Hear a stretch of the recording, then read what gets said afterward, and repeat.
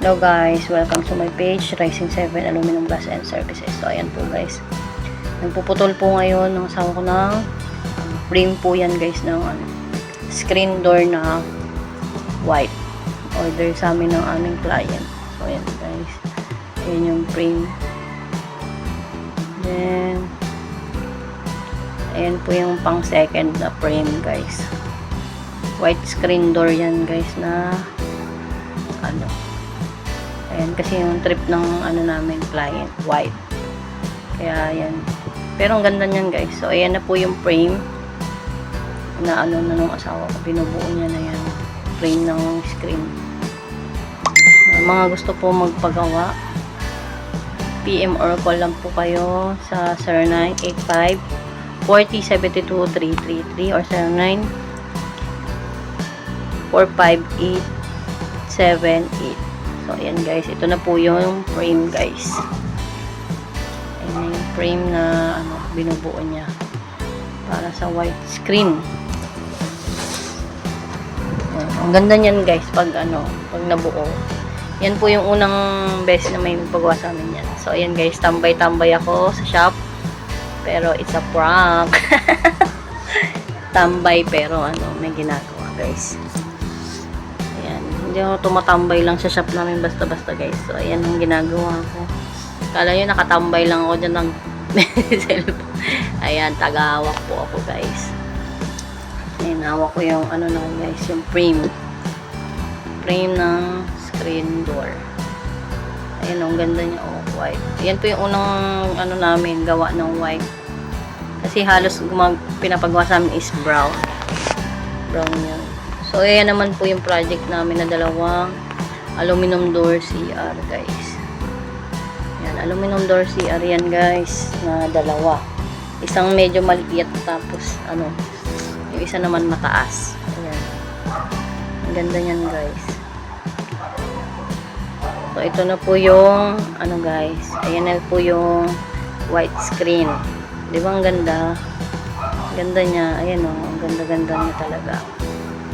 Nakaka-aesthetic. Aesthetic talaga. Kasi si ma'am aesthetic daw. Kaya ayan ang gusto niya. Dream niyan guys. Dream niya yan. Pangarap niya yan magkaroon ng screen door na white. Kasi dati daw yung mga kapitbahay lang nila ang meron. Ngayon meron na siya. Maayos na yung pintuan nilang pamilya. Dahil yun sa amin, Rising 7 Aluminum Glass and Services guys. So thank you po sa tiwala ma'am sa aming shop. Rising 7. Thank you po. Ayun, ang ganda talaga guys. Aesthetic yung niyang screen door. Diba? Ang ganda-ganda. Ayan o. Ang linis tignan guys. Diba? Diba? Nakakaingit. So, ayan guys yung nilalagyan na ng handle ng asawa ko yung screen door na white. Diba? Malapit na siyang matapos. Ayan na. Matapos na yan guys. Ayan na lang ilalagay din niya. Yung handle. May lock na yan guys. Na yung lock sa gilid. Nalagyan niya na yan ng lock. So, i-install na lang namin yan bukas. So, ayan na yan guys. Installation day. Diba? Ang ganda ng screen door ni madam. Pak na pak. Diba? May tumatawag pa. Ay nako. Busy na nga yung asawa ko eh. Tinatawagan pa. So ayan guys. Ayan na po yung screen door. Ganda na yung screen door ni madam. Paapa yan.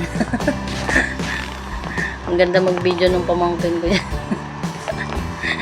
Pamangkin ko nag-aanan dyan guys. Nagbi-video. Paa yung binibingnan. Diba? Pati paa na isama sa video. So, ayan na yun guys. Ayan na yung white. Malapit na guys matapos. Diba? Ganda. Yung na lang yan. Ano tawag yan? Parang hindi babalagbag yung screen door. Pusa siyang sasara. Kalimutan ko si tawag dyan eh. So, ayan guys. I-comment nyo na lang.